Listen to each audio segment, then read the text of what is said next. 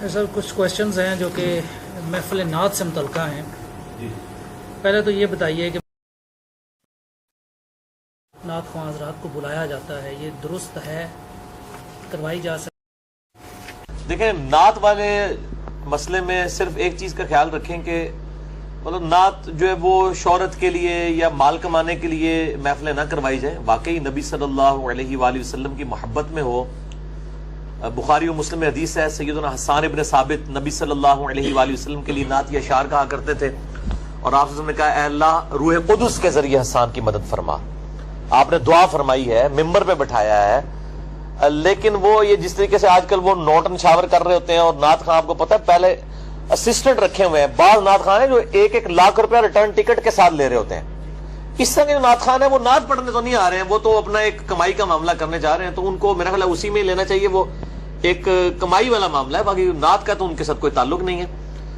اور دوسری چیز یہ دیکھنی چاہیے کہ نعت میں شرکی الفاظ نہ ہو. یہ خود فتاوی رضویہ میں احمد بریلوی صاحب نے لکھا ہے کہ میں اکثر نعت لکھے ہوئے لوگوں کی نعتیں نہیں سنتا ہوں، کیونکہ نعت لکھنا پل صراط پر چلنے کی مانند ہے.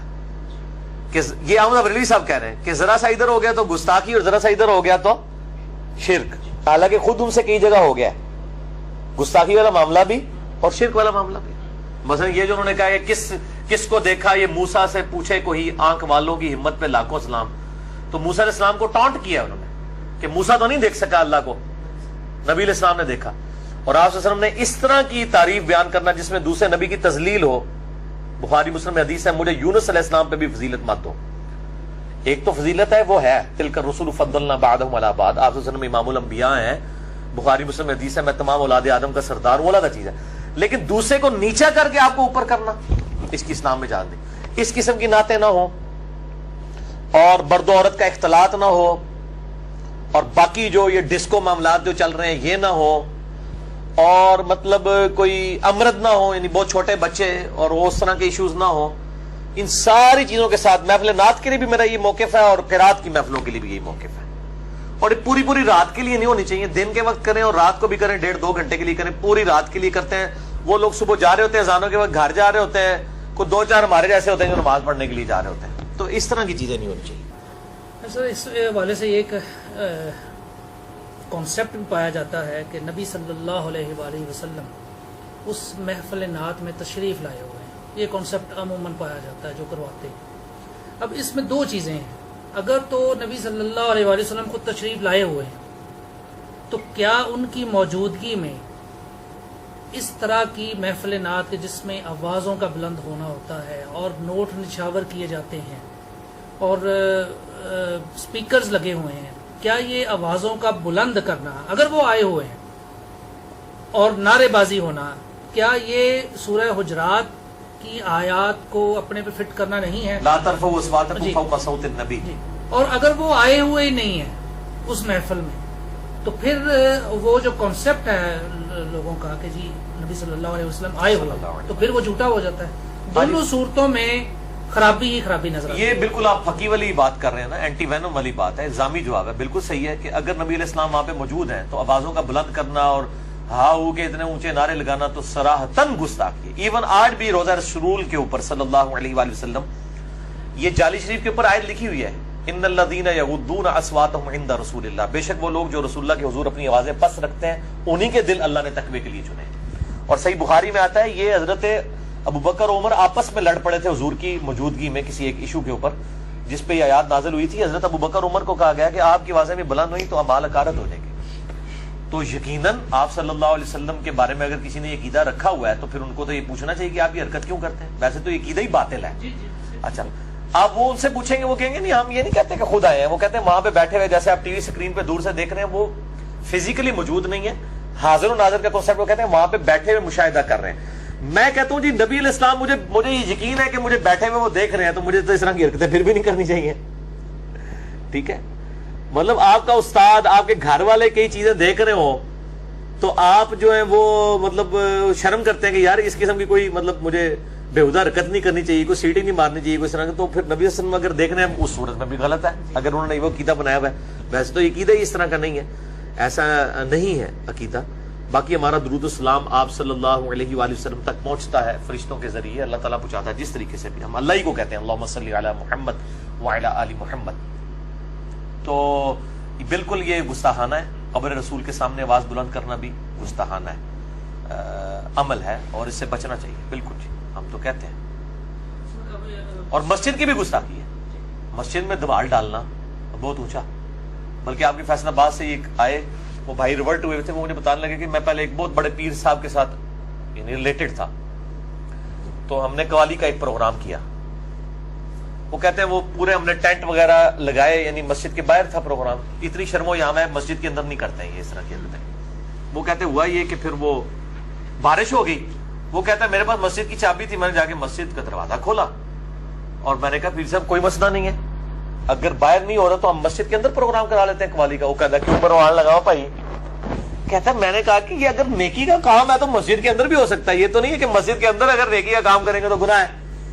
تو اتنی شرم و حیا ان کے اندر بھی ہے. وہاں سے وہ سوچنا شروع ہوا، اللہ تعالیٰ نے اس کو ہدایت تک پہنچایا کہ یار اگر یہ کام مسجد میں نہیں ہو سک رہا تو یہ پھر نیکی کا کوئی کام نہیں ہے. تو وہ مطلب دماغ کی عقدہ کھل گیا نا وہاں سے. تو اگر یہ سمجھتے ہیں کہ اس قسم کے یہ کام جو ہے وہ نیکی کے کر رہے ہیں، تو ان سے پوچھیں کہ نبی صلی اللہ علیہ وآلہ وسلم اگر موجود ہوں ان کے سامنے اس قسم کی اوٹ پٹانگ حرکتیں کرنا، کیا آپ اس کو صحیح سمجھیں گے؟ تو پتہ چل جائے گا غلط. سورہ حجرات کی جو آیت ابھی آپ ریفر بھی کیا، اس میں یہ ایسا ہے کہ ایک تو کہا گیا کہ اونچی آواز نہ کرو، اور دوسرا یہ ہے کہ ایک دوسرے کا نام لے اس میں اور نہ ان سے اونچی آواز سے بات کرو جیسے آپ لیتے ہیں. تو کیا نبی صلی اللہ علیہ وآلہ وسلم کا نام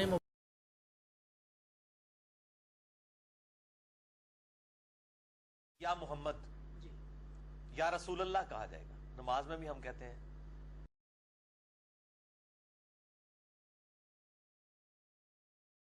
صحابہ کرام آپ صلی اللہ علیہ وسلم کو نام سے نہیں پکارتے تھے انہی آیت کی وجہ سے.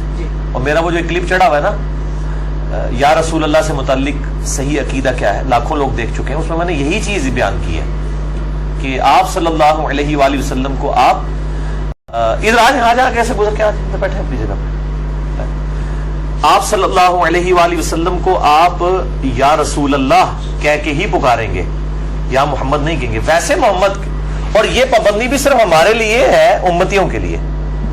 بخاری مسلم میں حدیث ہے کہ جو حدیث شفاعت ہے اس میں اللہ تعالیٰ فرمائے گا کہ اے محمد اپنا سر اٹھاؤ.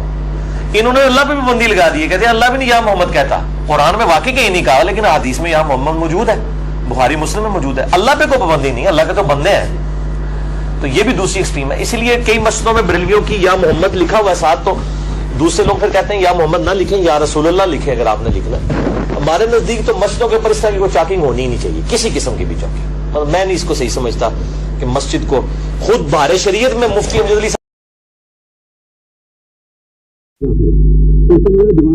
لکھی ہوگی نا اسلامی والے نا وہ چاکنگ نہیں کرتے ہیں، وہ کہتے ہیں اگر آپ دیوار کے اوپر لکھ دیں گے نا دیوار گئی تو میں داخل ہے وہ دکھا دی ہے. دیکھو نا دعوت اسلامی اچھی بات کہیں سے بھی ملیں گے. ہم تو خیر جگہ مختلف جگہ کے پانی پیے ہوئے تو ہمیں کبھی کوئی چیز بیٹھ نہ لکھی جائے دیوار کے اوپر.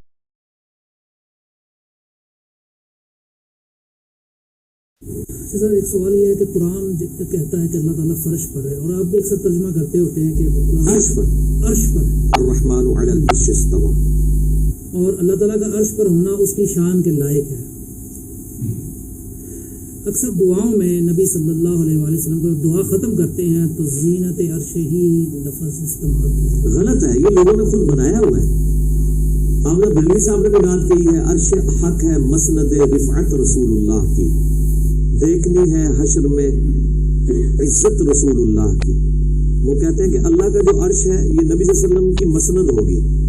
حالانکہ قرآن تو کہتے ہیں عسیٰ ان یبعثک ربک مقاما محمودا، مقام محمود نبی صلی اللہ علیہ وسلم کی رفت کا مقام ہے، عرش الہی نہیں ہے. تارجمی صاحب بھی کر رہے ہوتے ہیں کہ جی وہ نبی صلی اللہ علیہ وسلم عرش پہ، اور پھر وہ کہتے ہیں جی وہ جوڑوں سمیت چلے گئے، اور یہ اس قسم کی باتیں لوگ کر رہے ہوتے ہیں. عرش تو اللہ تعالیٰ کی جو ہے وہ خاص تخت ہے اور سورہ بنی اسرائیل میں اللہ تعالیٰ نے فرمایا نا کہ اگر اللہ کے علاوہ اور کوئی الہ ہوتا ضرور عرش کی طرف راستہ تلاش کرتا کہ تاکہ اس کے تخت حکومت پہ قبضہ کرے. وہ اللہ نے تو اپنے ساتھ مخصوص کیا وہو رب العرش العظیم. اور عرش مخلوق ہے. یہ بعض سلفی علماء میں اب نام نہیں لیتا بالکل پرٹیکولر ہو جائے گا. وہ عرش کو بھی قدیم مانتے ہیں نعوذ باللہ. یہ تو عقیدہ کفر ہے. وہ رب العرش العظیم ہے. وہ کہتے ہیں جو کہ عرش پہ مستوی ہونا اللہ کی صفت ہے. یہ دیکھیں نا ان کی فقہ کتنی کمزور ہے. کہتے ہیں اللہ کی صفت ہے عرش پہ مستوی ہونا تو اللہ کی صفات تو قدیم ہے تو عرش بھی قدیم ہوا. سبحان اللہ. یہ کیا فرمولا آپ لوگوں نے لگایا اللہ کے بندو. عرش مخلوق ہے ٹھیک ہے. تو ظاہر ہے کہ وہ جب اللہ تعالیٰ ثم استوى علی العرش ہوا ہے قرآن میں جب بھی ہے اللہ نے زمین و آسمان کو پیدا کیا اس کے بعد عرش میں مستوی ہوا. اس سے پہلے عرش میں مستوی نہیں تھا. تو تمہوں کی ٹینشن ہو گئی ہے استواء العرش کے عقیدے کا کہ وہ ایک قدیم عقیدہ تو نہیں استواء العرش کا. بعد میں مستوی ہوا ہے جیسا کہ اس کی شان کے لائق ہے. اور ہماری جگہ جہاں سے ہمارے قریب ہے جیسا کہ شان کے لائق ہے. میں یعنی نہ سلفیوں والا عقیدہ رکھتا ہوں نہ حنفیوں والا. میرا درمیان میں ہے کہ معیت کی بھی میں تعویل نہیں کرتا اور استواء العرش کی بھی تعویل نہیں کرتا. لیس کمثلہ شیء وہو السمیع البصیر. سورہ الشورى آیت نمبر 11. اللہ کی مثل کوئی شے نہیں ہے. وہی سننے والا وہی دیکھنے والا ہے. تو نبی علیہ السلام کے بارے میں یہ باتیں کرنا انتہائی گستاخانہ ہے. اسی طرح یہ کہنا کہ جی نبی علیہ السلام کی قبر جو ہے اللہ کے عرش سے خانہ کعبہ سے کرسی سے افضل. یار یہ ان بحثوں میں آپ کیوں پڑے ہوئے ہیں؟